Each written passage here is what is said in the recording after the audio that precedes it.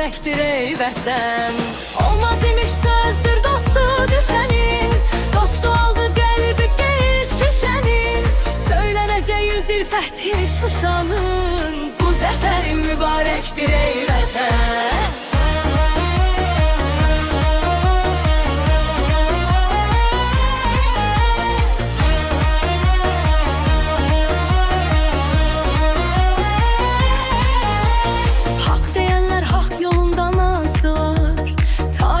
Sənə quyu qazdılar, oğulları şanlı tarix yazdılar. Bu zəfərin mübarəkdir ey vətən. Qürurluydu bu Qarabağ zəfəri, bu torpağın hər oğlu, hər nəfəri.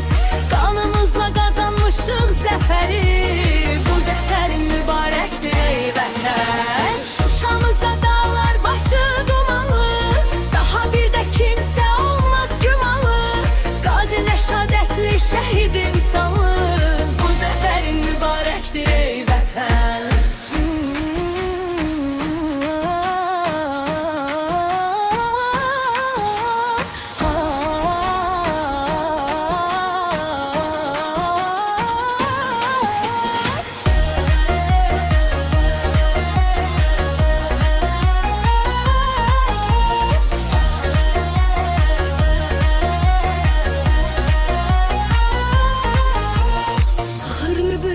Bu yaz səcdənə, dursan min il yenə də az səcdənə.